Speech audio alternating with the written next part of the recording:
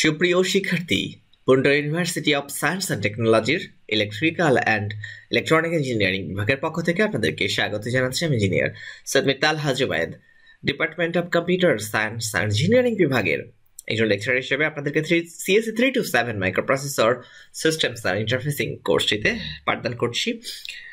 আমরা অ্যাসাইনমেন্টের বিষয় নিয়ে কথা বলছিলাম যে অ্যাসাইনমেন্টের টপিক অনুযায়ী আমাদের যে সকল বিষয়গুলো, যেমন 8086 মাইক্রোপ্রসেসরের যে ইনস্ট্রাকশন সেট এবং অ্যাড্রেসিং মোড, সেটি নিয়ে আমাদের আজকের আলোচনার বিষয়। যারা অ্যাসাইনমেন্টের গ্রুপ সিতে আছেন, যাদের রোল নাম্বার 3 বা 3-এর গুণিতক, শুধুমাত্র তারাই হচ্ছে গ্রুপ সিতে, এবং তাদের ক্ষেত্রে যে সকল প্রশ্নগুলোর উত্তর তাদেরকে অ্যাসাইনমেন্ট আকারে তৈরি করতে হবে সেগুলো ছিল যে রিস্ক মাইক্রোপ্রসেসরের ক্যারেক্টারিস্টিক্স, রিস্ক এবং সিস্ক মাইক্রোপ্রসেসরের মধ্যে পার্থক্য, অ্যাড্রেসিং মোড কাকে বলে, 8086 মাইক্রোপ্রসেসরের অ্যাড্রেসিং মোড নিয়ে আলোচনা করা, এবং 8086 এর মাইক্রোপ্রসেসরের যে ইনস্ট্রাকশনসগুলো, কত ধরনের ইনস্ট্রাকশনস 8086 মাইক্রোপ্রসেসর সাপোর্ট করে সেগুলো, এবং write the instruction use to transfer a word from a source to a destination. অর্থাৎ আমরা যখন ট্রান্সফার করি,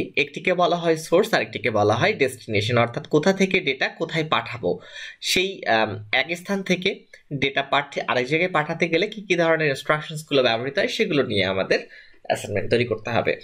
তো এই হচ্ছে মোটামুটিভাবে গ্রুপ সিতে আছে যে 8 নম্বর কোয়েশ্চেনে আছে অ্যাড্রেসিং মোডের ডেফিনেশন, এটাতে মূলত 1 মার্কস, এবং এরপরে 8086 মাইক্রোপ্রসেসরের যে অ্যাড্রেসিং মোড সেটিতে রয়েছে 4 মার্কস, যেটি এখানে মিসিং।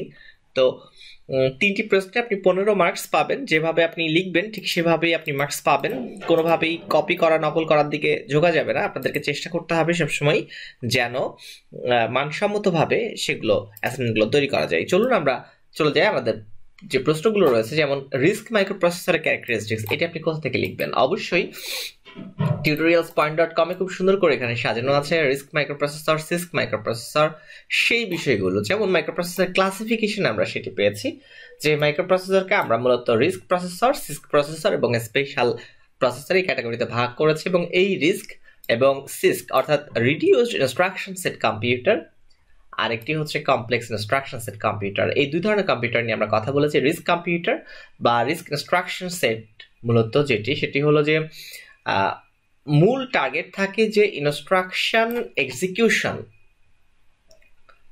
এই এক্সিকিউশন টাইমটা রিডিউস করার জন্য রিস্ক মূলত প্রসেসরগুলো ডিজাইন করা হয়েছে। কিভাবে? কম্পিউটারের যে ইনস্ট্রাকশন সেট সেগুলোকে সিম্পলিফাই করার মাধ্যমে, অর্থাৎ জটিলতা রিডিউস করার মাধ্যমে। ইনস্ট্রাকশন সেট বলতে কি বোঝায়? যে একটা মাইক্রোপ্রসেসর যে সকল ইনস্ট্রাকশনগুলো বুঝতে পারে সেগুলোকে সামগ্রিকভাবে বলা হয় instruction set.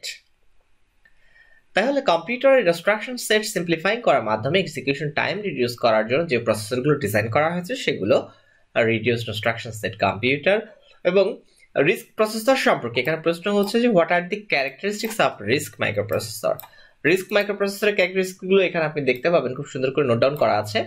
Major characteristics of A risk microprocessor, it consists of simple instructions, it supports various data type formats, it utilizes simple addressing mode এবং fixed length instructions for pipelining, it supports register to use in any context, one cycle execution time, load and instructions, store instructions are used to access the memory location, এবং it consists of large number of registers এবং less number of transistors.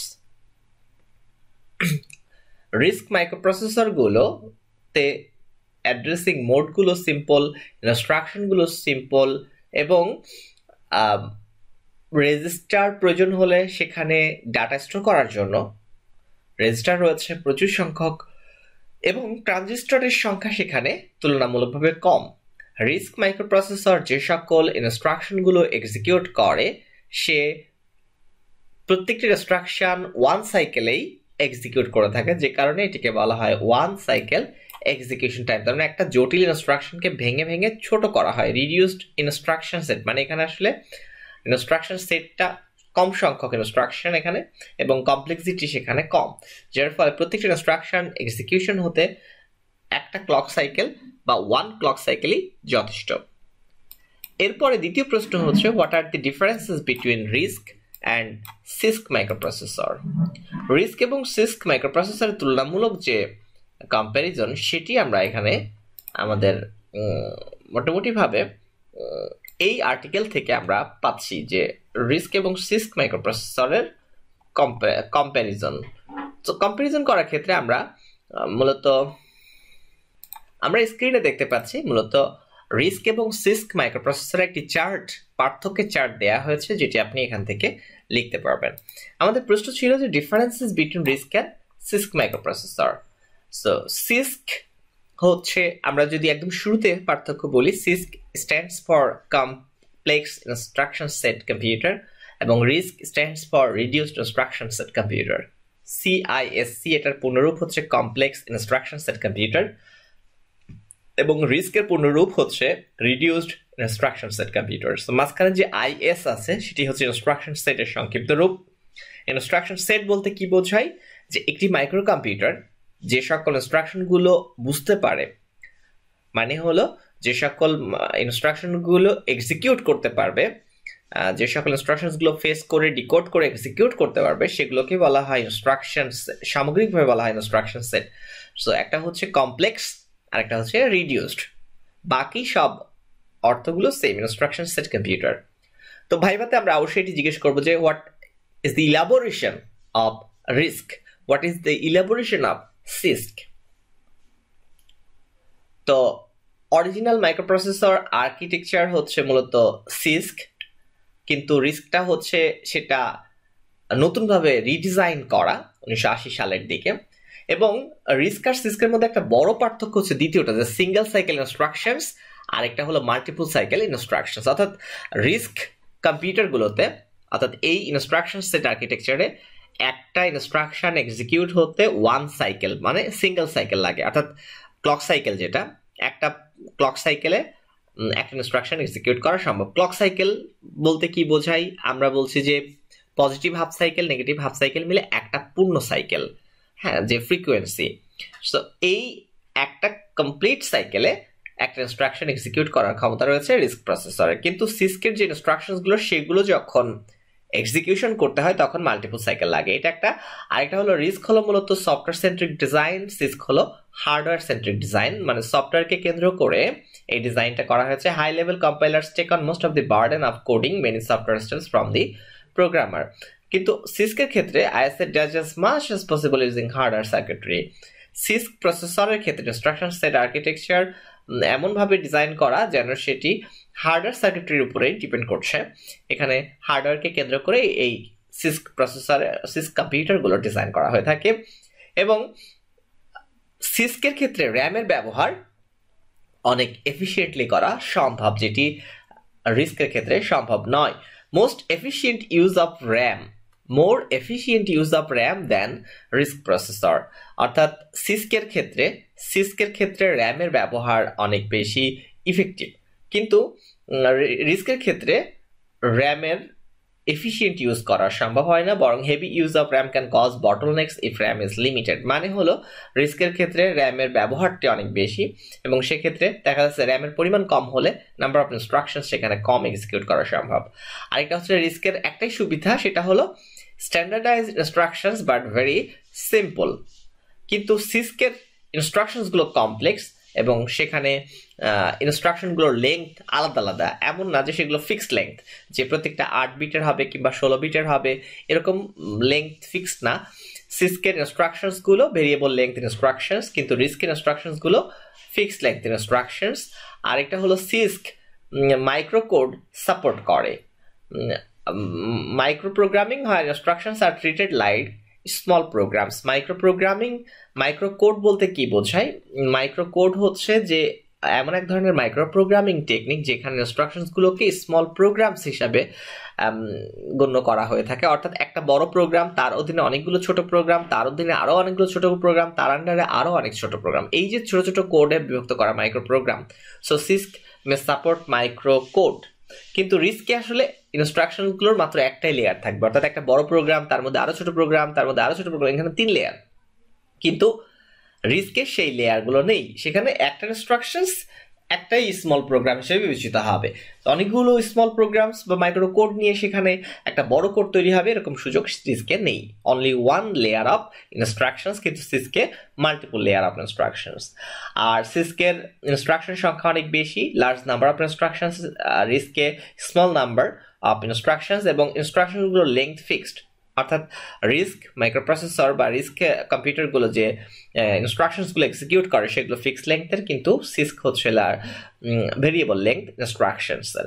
এবং addressing মোডগুলো, রিস্কের addressing মোডও simple addressing mode, কিন্তু সিস্কের addressing মোডগুলো compound addressing mode. এবং রিস্ক এবং সিস্ক মাইক্রোপ্রসেসরের এই যে পার্থক্য সেটি কিন্তু চাকরির পরীক্ষাতেও আসে। ভাইবা বোর্ডে অবশ্যই আমরা এই প্রশ্নটি জিজ্ঞেস করবো যে what are the basic differences between CISC and RISC microprocessor. So assignment যে 3 সেট দেওয়া হয়েছে 3টা গ্রুপের, আসলে আপনাকে একটা গ্রুপ হিসাবে 3টি প্রশ্নের উত্তর করতে হবে। কিন্তু যখন ভাইবা বোর্ডের প্রস্তুতি নেবেন তখন এই 9টি প্রশ্নের উপর ভিত্তি করে আপনাকে প্রশ্ন করা হবে। এর বাইরে কোনো প্রশ্ন আপনাকে পারতপক্ষে আমরা না করার চেষ্টা করব। আপনি যদি এই 9টি প্রশ্নের প্রস্তুতি নেন, এই যে আলোচনা 3টি লেকচার, তাহলে আপনি ভাইভাতেও ভালো করবেন এবং 10 মার্কের মধ্যে 10টি প্রশ্নের মধ্যে অবশ্যই আশা করছি যে ভালো মার্কস আপনি পাবেন। এরপরে অ্যাড্রেসিং মোড কি জিনিস এবং 8086 এর অ্যাড্রেসিং মোড সম্পর্কে আলোচনা। আমরা চলে যাই অ্যাড্রেসিং মোড। এই সিস্ক এবং রিস্কের এই চার্টটি আপনি আমাদের ভিডিও থেকে নোট করে নিতে পারবেন। তো এরপরে আসছে 8086 এর পিন কনফিগারেশন, আমরা আলোচনা করেছি। ইনস্ট্রাকশন সেট, তার আগে আছে অ্যাড্রেসিং মোড নিয়ে। তার আগে আমরা অ্যাড্রেসিং মোডের বিষয়টি নিয়ে আমরা কথা বলে আসি। 8086 এর অ্যাড্রেসিং মোড, আসলে অ্যাড্রেসিং মোড বলতে আমরা কি বোঝাই? যে অ্যাড্রেসিং মোড বলতে আমরা বোঝাচ্ছি the different ways in which a source operand is denoted in an instruction. একটা ইনস্ট্রাকশনে সোর্স অপারেন্ড কিভাবে আমরা ডিনোট করে থাকি তার পদ্ধতিকে আমরা বলি অ্যাড্রেসিং মোড। অ্যাড্রেসিং মোড সম্পর্কে আমরা উইকিপিডিয়ার যে ডেফিনেশন সেটি আমরা এখানে লিখতে পারি। যে অ্যাড্রেসিং মোড বলতে আমরা আসলে কি বোঝাই, যে উইকিপিডিয়াতে যে অ্যাড্রেসিং মোডের ইয়াটা বলা আছে সেখান থেকে আপনি কিছু নোট করে নিতে পারবেন। যে addressing modes are an aspect of the instruction set architecture in most CPU design. Various addressing modes that are defined in a given instruction set architecture define how the machine language instructions in that architecture identify the operand of each instruction. An addressing mode specifies how to calculate the effective memory address of an operand by using information held in registers or constants or contained within a machine instruction, etc. Addressing mode মূলত যে source operand, অর্থাৎ addressing mode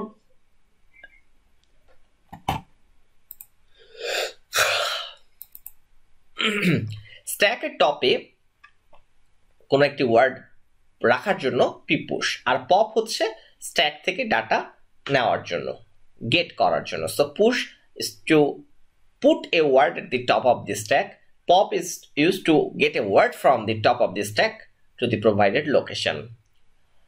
আর এরপর হচ্ছে push a, used to put all the registers into the register stack. stack এ সকল রেজিস্টারকে, অর্থাৎ a for all, push a মানে হলো all register ডেটাগুলো স্ট্যাকে রাখা হবে, আর pop a মানে all register ডেটাগুলো from the stack, stack থেকে ডাটাগুলো নেওয়া হবে এবং সবগুলো রেজিস্টারে যাবে পপ এ। সো পুশ মানে রেজিস্টার থেকে ডাটা যাবে স্ট্যাকে, আর পপ এ হচ্ছে স্ট্যাক থেকে ডাটা আসবে এবং যাবে হচ্ছে রেজিস্টারে। এক্সচেঞ্জ হচ্ছে দুটো XCHG, এই কমান্ডটি বা এই ইনস্ট্রাকশনটি ব্যবহার করা হয় দুটো লোকেশনের মধ্যে ডেটা এক্সচেঞ্জ করার জন্য। এবং XLAT হচ্ছে একটা বাইট মেমোরিতে রাখা বিভিন্ন টেবিল রয়েছে সেগুলোর মাধ্যমে একটা বাইট ট্রান্সলেট করার জন্য মূলত XLAT বা এই ট্রান্সলেট ইনস্ট্রাকশনটি ব্যবহার করা হয়ে থাকে। সো এই হচ্ছে instruction to transfer word, move, পিপুশ, pop, push A, pop A, exchange এবং XLAT, এই কটি ইনস্ট্রাকশন ব্যবহার করা হয়ে থাকে টু ট্রান্সফার এ ওয়ার্ড। তো মোটামুটি ভাবে আমাদের 8086 মাইক্রোপ্রসেসর সম্পর্কে আমরা কিছুটা ধারণা পেয়ে গেছি, এবং গ্রুপ সি এর যে 3টি কাজ ছিল, রিস্ক মাইক্রোপ্রসেসরের ক্যারেক্টারিস্টিক্স, রিস্ক এবং সিস্ক মাইক্রোপ্রসেসরের মধ্যে পার্থক্য, অ্যাড্রেসিং মোড সমূহ আলোচনা করা, এবং বিভিন্ন ধরনের ইনস্ট্রাকশনসগুলো যেগুলো 8086 মাইক্রোপ্রসেসর সাপোর্ট করে সেই ইনস্ট্রাকশনসগুলো জানা, এবং সোর্স থেকে কিভাবে ডেস্টিনেশনে আমরা ইনস্ট্রাকশন ট্রান্সফার করতে পারি সেটি এখানে মূলত নোট আকারে তৈরি করতে হবে। তো এই ছিল আমাদের 3টি গ্রুপের assignment CSE 3 to 7 microprocessor systems and interfacing কোর্সটিতে আমাদের অ্যাসাইনমেন্টের প্রবলেম। তো আমাদের আলোচনা মোটামুটি শেষ, এবং মোটামুটিভাবে মিড টার্মের যে অ্যাসাইনমেন্ট সেটি নিয়ে আলোচনা হয়ে গেল। একইভাবে ভাইবার জন্য কিন্তু এই 3টি গ্রুপের যে 9টি প্রশ্ন রয়েছে সেগুলো আপনাকে পড়তে হবে। তার মানে যখন 3টি গ্রুপ 3টি অ্যাসাইনমেন্ট ফর্ম করবেন, আপনার অ্যাসাইনমেন্টগুলো সংগ্রহ করে নেবেন এবং অ্যাসাইনমেন্টগুলো স্টাডি ম্যাটেরিয়ালস হিসাবে ব্যবহার করবেন। অথবা আমরা যে 3টা ভিডিও দিলাম অর্থাৎ লেকচার নাম্বার 9, 10 এবং 11 সেগুলো ভালোভাবে পড়লে মানে দেখলে আপনি এই কনসেপ্টগুলো সম্পর্কে ধারণা পাবেন। আর একটা জিনিস মনে রাখতে হবে যে শিক্ষক যখন পাঠদান করেন তার পাঠদানের টপিকগুলো বুঝতে হলে আপনাকে কিন্তু স্টাডি করতে হবে। তিনি যে বিষয়গুলোর সাথে পরিচিত করিয়ে দিয়েছেন সেগুলো নিয়ে ডিটেল স্টাডি আপনাকে করার জন্য গুগলের সাহায্য নিতে হবে, টেক্সট বইয়ের সাহায্য নিতে হবে। আপনি নিজে না পড়লে কখনোই একটা টপিকের ডেপথে ঢুকতে পারবেন না। তো সেই কারণে ভাইবার প্রস্তুতি নেন। CSE 3 to 7 microprocessor systems and ইন্টারফেসিংয়ে এই কোর্সটির ভাইবার বোর্ডে আমি থাকবো, এবং সেখানে নিশ্চয়ই এই প্রশ্নগুলো নিয়ে আমি আপনাদেরকে জিজ্ঞেস করবো। সো কোনো নতুন প্রশ্ন নিশ্চয়ই আমরা করবো না, কিন্তু যে প্রশ্নগুলো পুরাতন এবং আপনাদেরকে ধারণা দেওয়া হচ্ছে সেগুলো যদি ঠিকভাবে উত্তর না করতে পারেন তাহলে সেটি আসলেই বেশ দুঃখজনক। আরেকটা বিষয় সেটি হলো মুখস্থ করবেন, কারণ হচ্ছে যে যখন আমরা প্রশ্ন জিজ্ঞেস করবো যে what is addressing mode, at least এটার ডেফিনেশনটা যদি আপনার মুখস্থ না থাকে, আপনি যদি শিট দেখে বলতে চান সেটি কিন্তু স্যাররা বুঝতে পারে ভাইবা বোর্ডে, এবং অনলাইনেই ভাইবা হোক আর যেভাবে হোক আপনি দেখে দেখে বললে ওপাশ থেকে স্যাররা যখন বুঝবে যে আপনি আসলে দেখে উত্তর দিচ্ছেন এবং গুগলে খুঁজে উত্তর দিচ্ছেন সেক্ষেত্রে আপনার মার্কসটি কমে যাবে। কিন্তু আপনি যদি মুখস্থ করে সুন্দরভাবে উত্তর দিতে পারেন স্মার্ট ওয়েতে, ডেফিনেটলি পড়লে আপনি পারবেন আমরা আশা করছি। এবং শিক্ষকরা অনেক আন্তরিক, আপনাদের ভাইবা মার্কস 10টি প্রশ্নে আপনি যদি ভালো উত্তর দিতে পারেন আপনি 10 10 পাবেন, এবং অ্যাসাইনমেন্টে 3টি প্রশ্ন যদি যথাযথভাবে স্ট্যান্ডার্ড ওয়েতে সুন্দরভাবে স্মার্ট ওয়েতে লিখতে পারেন আপনি 15তে 15ই পাবেন। সেক্ষেত্রে 25-এ 25 পেলে হাতের যে মার্কসগুলো রয়েছে সেগুলো প্লাস হচ্ছে যে ফাইনালের মার্কস আপনি ওভারঅল A+ পাবেন। তো আর কথা বাড়াচ্ছি না, আজকে পর্যন্তই। এই 3টি ভিডিও বারবার দেখেন, যে সকল টপিকগুলো নিয়ে আলোচনা করা হয়েছে সেগুলো স্টাডি করেন, এবং যে সকল জায়গাগুলোতে আপনার বুঝতে অসুবিধা রয়েছে পরের সপ্তাহে আমরা জুম ক্লাসে যখন আলোচনা করব আমরা শুরুতেই আপনাদের কাছ থেকে জেনে নেব আপনাদের কোন কোন বিষয়গুলো বুঝতে অসুবিধা হয়েছে, সেগুলো নিয়ে আমরা মূলত জুমে ডিসকাস করব। তো আজ এ পর্যন্তই। ভালো থাকুন, সুস্থ থাকুন, আর পুন্ড্রা ইউনিভার্সিটি অফ সায়েন্স অ্যান্ড টেকনোলজির সাথেই থাকুন।